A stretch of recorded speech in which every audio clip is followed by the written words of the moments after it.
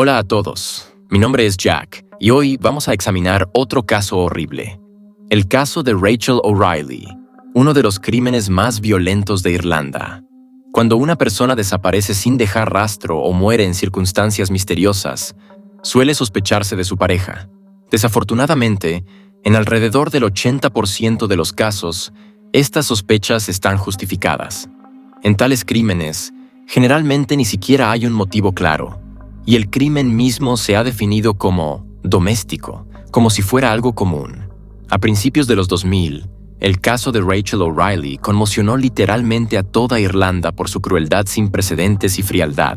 Una mujer joven y madre de 2 niños fue brutalmente asesinada en su propia casa, y los oficiales de policía que llegaron al lugar admitieron que nunca, en toda su carrera, habían visto una escena tan horrorosa.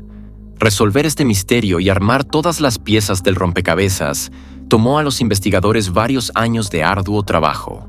Todo ese tiempo, el criminal permaneció libre y estaba seguro de que nadie podría probar su culpabilidad. Quizás habría sido así, pero el asesino fue traicionado por su propia vanidad. Bueno, comencemos la historia desde el principio. ¿Quién era Rachel O'Reilly?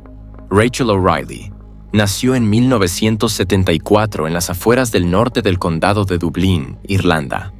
La chica no conoció a sus padres biológicos y a temprana edad fue adoptada por el matrimonio formado por Rose y Jim Calley, siendo criada junto a otros 4 hijos adoptivos de la pareja. Rose y Jim no podían tener hijos propios, así que dedicaron todo su amor paternal a sus hijos adoptivos. Desde pequeña, Rachel fue una niña activa y decidida. Se destacaba en la escuela, practicaba deportes, ayudaba a sus padres en las tareas del hogar y nunca causaba problemas. Era sociable, abierta e increíblemente amable. Se llevaba bien con todos y evitaba los conflictos. En su adolescencia, Rachel se dedicó seriamente al softball, participando constantemente en varias competiciones e incluso logrando algunos récords locales. Además, tenía una relación muy cercana con su madre adoptiva, a quien le confiaba todos sus secretos y con quien mantenía contacto constante, incluso después de casarse y tener hijos. Al graduarse de la escuela secundaria, Rachel se inscribió en una universidad local para obtener un título en marketing, y al mismo tiempo trabajaba como vendedora en una tienda departamental de la ciudad. En su tiempo libre, continuaba practicando deportes y jugaba en un equipo local. ¿Quién es Joe O'Reilly? En realidad, no hay mucha información sobre la vida temprana de Joe O'Reilly en fuentes públicas. Se hizo conocido por su inhumanidad y crueldad extrema hacia su propia esposa y madre de sus hijos. Sin embargo, apenas se habla o recuerda cómo era en su juventud. Se sabe que Joe también es originario del condado de Dublín, donde nació en 1972 en una familia sencilla. Fue el segundo hijo de sus padres y se crió junto a su hermana mayor. Los hijos del matrimonio O'Reilly no eran consentidos, y sus padres les enseñaron que en la vida todo debía lograrse con esfuerzo propio y trabajo duro. Joe era bastante alto, atlético y aficionado al softball. Después de terminar la escuela secundaria, decidió estudiar publicidad por correspondencia y, para ganarse la vida, consiguió un empleo como gerente en una tienda departamental, la misma tienda donde Rachel comenzó a trabajar unos meses después. Cuando se conocieron, Joe tenía 19 años y Rachel apenas 17. Joe notó de inmediato a la nueva empleada y tomó la iniciativa de acercarse a ella, pero Rachel se negó categóricamente a salir con él al principio.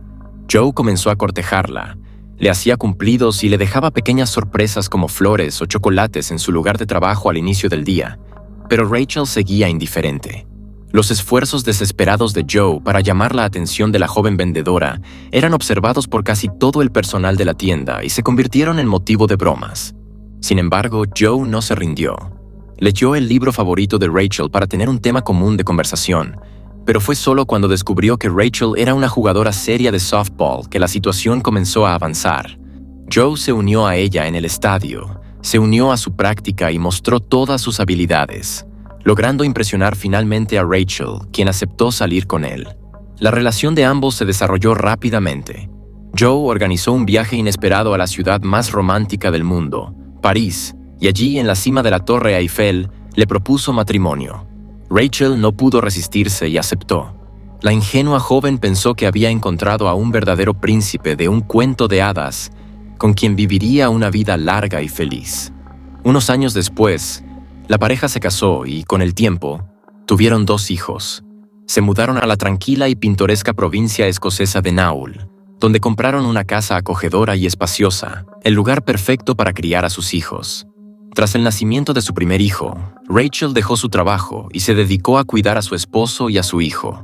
2 años después, tuvieron un segundo hijo, y Rachel se dedicó completamente a la crianza de los niños, mientras que Joe, quien trabajaba como especialista en publicidad exterior, era el principal sostén de la familia. Con el tiempo, cuando los niños crecieron un poco y empezaron a asistir al jardín de infancia, Rachel decidió obtener un ingreso adicional convirtiéndose en distribuidora de una conocida marca de cosméticos y vendiendo productos para el hogar. Esta actividad le permitía socializar más con sus vecinos, quienes la describían como una madre maravillosa, una persona amable y abierta. Con el paso del tiempo, Joe empezó a ausentarse más y más de casa, llegando solo para dormir, ducharse y cambiarse de ropa. Justificaba su comportamiento con la cantidad de trabajo y una próxima promoción que esperaba con ansias. Rachel lo apoyaba lo mejor que podía, pero gradualmente empezaron a distanciarse y las relaciones familiares se deterioraron notablemente. En el verano de 2004 ocurrió un evento muy desagradable. Una persona anónima envió una carta a los servicios de protección infantil afirmando que Rachel era una mala madre y maltrataba a sus hijos, quienes en ese momento tenían 4 y 2 años. A raíz de esto, una comisión especial visitó la casa de la pareja, pero no encontró nada sospechoso. Y todos los familiares y vecinos describieron a Rachel como una madre cariñosa. Aún así, la carta dejó una sombra sobre su reputación. ¿Qué sucedió con Rachel O'Reilly? La mañana del lunes 4 de octubre de 2004 comenzó como de costumbre. El jefe de la familia salió de casa al amanecer, mientras su esposa e hijos aún dormían y se fue a trabajar. A lo largo del día, Joe le envió mensajes y llamó a su esposa varias veces, pero no obtuvo respuesta. Luego llamó a su teléfono fijo, pero solo se activó el contestador, en el que Joe dejó un mensaje con voz temblorosa, diciendo que estaba muy preocupado y pidiendo que lo llamara en cuanto pudiera. Por la tarde, Joe recibió una llamada de la profesora del jardín de infancia informando que Rachel no había ido a recoger a los niños, algo que nunca había ocurrido. Entonces, Joe llamó a su suegra y le preguntó si sabía dónde estaba Rachel. Al no saber nada, él le pidió a Rose que fuera a su casa para verificar que todo estuviera bien, mientras él iba a recoger a los niños al jardín de infancia. Al llegar a la casa de su hija, Rose vio el auto de Rachel en el patio y comprendió que ella estaba en casa. Sin embargo, la habitación estaba oscura y silenciosa, y nadie respondió a su llamado. Lo primero que llamó la atención de Rose fue el desorden, como si alguien hubiera registrado la casa buscando algo. Los armarios y cajones estaban abiertos, y sus contenidos esparcidos por el suelo. Todo parecía indicar un robo. No había rastro de la dueña de casa, pero cuando su madre entró en el dormitorio, una imagen espantosa apareció ante sus ojos. Rachel yacía en el suelo en un enorme charco de su propia sangre. Había sangre por todas partes, en las paredes, en los muebles e incluso en el techo, y a través del enmarañado cabello ensangrentado de Rachel, en algunos lugares se podían ver los huesos desnudos de su cráneo. Rose corrió hacia su hija, esperando que aún estuviera viva y pudiera ayudarla, pero al tocar su brazo, sintió que estaba fría y rígida. Rachel llevaba muerta varias horas y no había nada que hacer para salvarla. Fuera de sí, Rose comenzó a gritar pidiendo ayuda y luego corrió al teléfono para llamar a la policía. A sus gritos acudieron los vecinos, entre ellos un médico, quien fue el primero en examinar el cuerpo y confirmó que Rachel no tenía posibilidad de ser salvada. Cuando Joe llegó a la casa, ya había una multitud de personas allí. Al enterarse de la muerte de su esposa, gritó y corrió hacia adentro, diciendo que no lo creía. En el dormitorio, junto al cuerpo de su esposa, se puso histérico. O'Reilly lloraba, gritaba y prometía matar al que hubiera hecho eso a su amada esposa. Según los oficiales de policía que llegaron al lugar, nunca habían visto una escena tan brutal en su carrera. Obviamente, El arma del crimen era algún objeto pesado y contundente con el cual Rachel había sido golpeada con una ferocidad increíble. Prácticamente no quedó nada intacto en su cuerpo.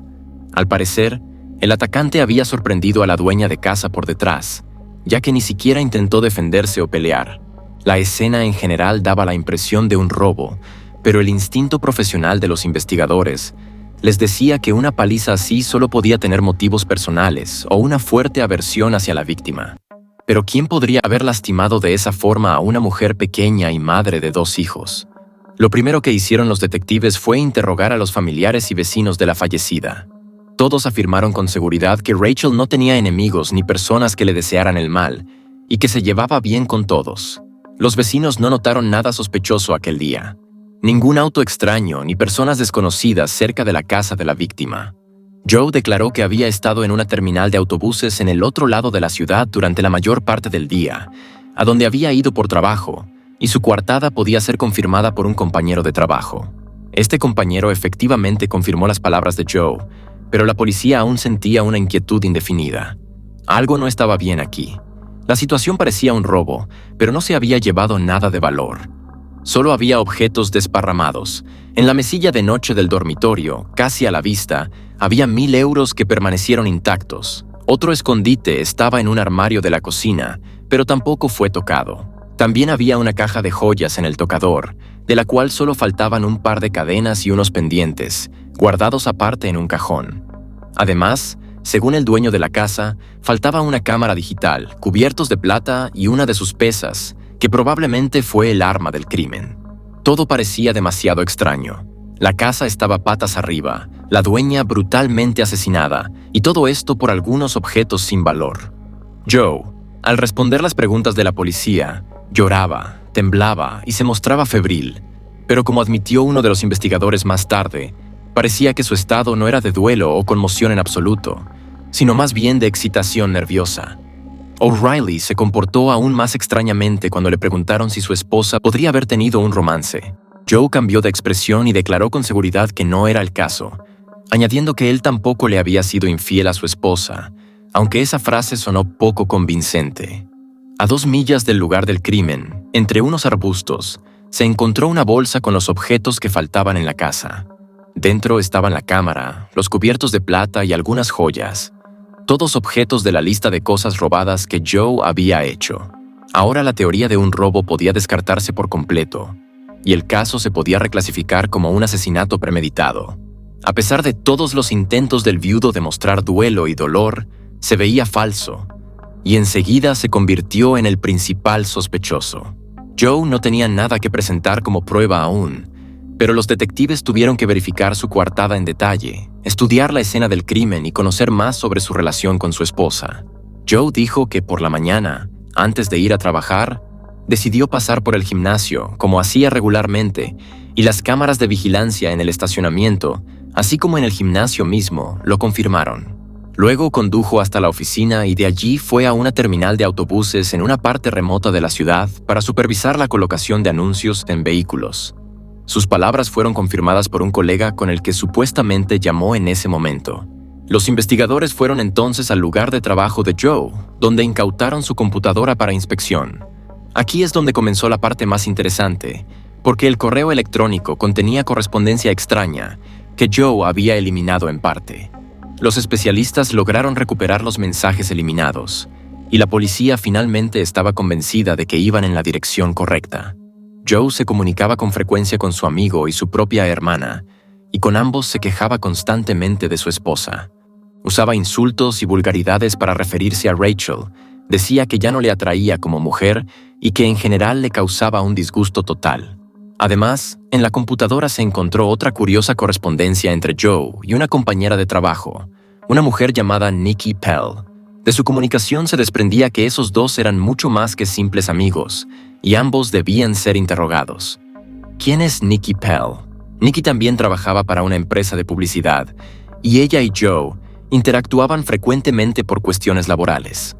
La mujer era 10 años mayor que Joe, pero eso no impidió que tuvieran una aventura. No fue posible establecer cuándo comenzó su romance, pero en casa de ella Joe pasaba tardes e incluso noches, y le mentía a su esposa diciendo que estaba muy ocupado con el trabajo. Pero esto no fue lo más extraño en la correspondencia descubierta. Resultó que Joe le prometió a Nikki en sus mensajes que pronto estarían juntos. Él, ella y sus hijos, refiriéndose a los hijos que tenía con Rachel. Estos mensajes eran más que sospechosos, porque en caso de divorcio, los niños habrían quedado bajo la custodia de su madre. Joe, quien inicialmente afirmó que no tenía aventuras, se dio cuenta de que era inútil negarlo, ya que había pruebas irrefutables de su infidelidad. Luego admitió que, efectivamente, llevaba un tiempo saliendo en secreto con Nikki, aunque afirmó que ya se habían separado. Durante más de una semana, la casa de los O'Reilly fue acordonada como escena del crimen, y no se permitió la entrada de nadie porque la policía necesitaba examinar y documentar todo minuciosamente. Durante ese tiempo, Joe se quedó con su hermana y los niños estaban con sus abuelos. En el funeral, Joe no parecía un viudo afligido. Actuaba notablemente calmado y, lo más importante, evitaba el ataúd de su difunta esposa. Cuando le tocó el turno de despedirse, lo hizo rápidamente y con frialdad. Y al retirarse, dijo con indiferencia que el ataúd podía ser cerrado y enterrado. Cuando a la familia se le permitió regresar a casa, todo allí estaba como el día del crimen, excepto el cuerpo en el suelo. Joe pidió a su suegro y su suegra que lo acompañaran, y ellos aceptaron, pensando que él necesitaba apoyo en el lugar. Sin embargo, el yerno de repente comenzó a especular sobre cómo el asesino podría haber atacado a Rachel. Caminaba por la habitación en la que su esposa había sido asesinada y describía cómo la habían atacado, señalando cada vez las salpicaduras de sangre seca, y sugirió que el perpetrador podría haber ido al baño a lavarse la sangre de las manos y del arma del crimen, la cual se habría llevado. Su relato era horriblemente detallado, lleno de pormenores, y Joe incluso movía los brazos simulando los golpes. Sin embargo, sus suegros atribuyeron su comportamiento a un intento de aliviar el estrés y hablar sobre lo sucedido, aunque Rose luego admitió que no podía quitarse de la mente la idea de que su yerno estaba repitiendo las acciones que él mismo había cometido y que él había sido quien masacró a su hija. Casi inmediatamente después del funeral, O'Reilly comenzó a comunicarse activamente con la prensa, dando entrevistas sin parar. Invitaba con gusto a los reporteros a su hogar, dándoles literalmente recorridos por la escena del crimen y describiendo cómo había ocurrido todo. Al mismo tiempo, Joe siempre se dirigía a la cámara instando al criminal a entregarse voluntariamente a la policía. 3 semanas después de la tragedia, los seres queridos de la fallecida aceptaron participar en un programa de televisión dedicado a este crimen. Pero mientras los padres de Rachel estaban deprimidos y devastados por el dolor, Joe se comportaba en el set como si fuera una estrella. Se comunicaba animadamente con los maquilladores, preguntando cómo se vería en pantalla y, en los descansos, comía con entusiasmo las golosinas que le ofrecían junto con su café. La policía, que aún tenía a Joe en la mira, decidió seguirlo y descubrió que después del programa fue directamente a casa de su amante Nikki, con quien pasó la noche. Para ese momento, ya no quedaban dudas de que él era el asesino. Solo faltaba reunir pruebas irrefutables para el juicio. Reunir evidencia fue un proceso muy largo, complicado y meticuloso, ya que el arma del crimen no se había encontrado. Sin embargo, había otras pruebas suficientes. Los primeros en hablar fueron Nikki y el colega que había confirmado la coartada de Joe. Ambos enfrentaban penas de cárcel por perjurio, así que decidieron no arriesgar su libertad. Nikki admitió que ella y Joe no habían terminado como dijeron antes, sino que continuaban su relación. Además, Rachel había descubierto su conexión, lo que provocó una gran discusión entre los esposos en la víspera de la tragedia. El colega, por su parte, dijo que no estaba seguro de si Joe estaba en la estación de autobuses en el momento del asesinato de su esposa. Simplemente había confirmado lo que su amigo le pidió, sin saber en ese momento que O'Reilly era sospechoso del crimen. La correspondencia recuperada de la computadora de Joe, en la que insultaba a su esposa y planeaba su futuro con su amante y sus hijos, también se agregó al caso. La policía también examinó numerosas entrevistas con Joe y el material del programa de televisión, y concluyó que describía el crimen con detalles que solo un criminal podría conocer. En parte, fueron los comentarios descuidados del viudo los que permitieron reconstruir la escena completa del crimen. Esa mañana, Joe realmente fue al gimnasio, asegurándose de que todas las cámaras lo captaran. Luego también avisó a sus colegas que estaría ausente de la oficina porque iba a trabajar en otra parte de la ciudad y que su teléfono podría no estar disponible. Después, en lugar de ir a la estación de autobuses como dijo, fue a su casa, donde se armó con una mancuerna y se escondió en el dormitorio, esperando a su esposa, quien había salido a llevar a los niños al jardín de infantes. La atacó sorpresivamente por la espalda sin darle ninguna posibilidad de escapar. Después de la masacre, Joe, como él mismo admitió, se lavó la sangre de él y del arma en el baño contiguo al dormitorio. Luego, cambió su ropa, esparció sus pertenencias por la casa para simular un robo y se fue al trabajo. En el camino, arrojó los objetos y se deshizo de la ropa y las mancuernas ensangrentadas para que no fueran encontradas. También llamó varias veces al celular de su esposa ya asesinada. Le envió un par de mensajes y dejó mensajes de voz en el contestador automático pidiéndole que le devolviera la llamada. En la oficina actuaba de forma extraña, se veía sobreexcitado y sus manos temblaban ligeramente. Algunos de sus colegas notaron esto y le preguntaron si estaba bien, pero Joe se mostró confuso y, en lugar de responder, se apresuró a su oficina, donde pronto recibió una llamada de la guardería informándole que los niños no habían sido recogidos. No se apresuró a ir a casa, sino que envió a su suegra para que ella fuera la primera en encontrar el cuerpo desfigurado de su hija. Joe pensaba que había pensado en todo y que sería imposible probar su culpabilidad, pero su sed de fama y atención pública jugó en su contra. Joe no fue arrestado hasta 2 años después del crimen, a pesar de que la mayoría de las pruebas eran circunstanciales. Su culpabilidad se demostró al reconstruir toda la ruta de sus movimientos ese día mediante la señal de un teléfono celular que siempre llevaba consigo. Es notable que en el momento del asesinato de Rachel, la señal del celular de Joe provenía de la casa familiar, lo cual se verificó luego con ayuda de la facturación telefónica. Además, se reveló en el juicio que la carta anónima a los servicios de protección infantil fue escrita por la madre de Joe a petición de su hijo. Joe sabía que no tendría la custodia de los niños en caso de divorcio, por lo que intentó desacreditar a su esposa haciéndola parecer una mala y abusiva madre.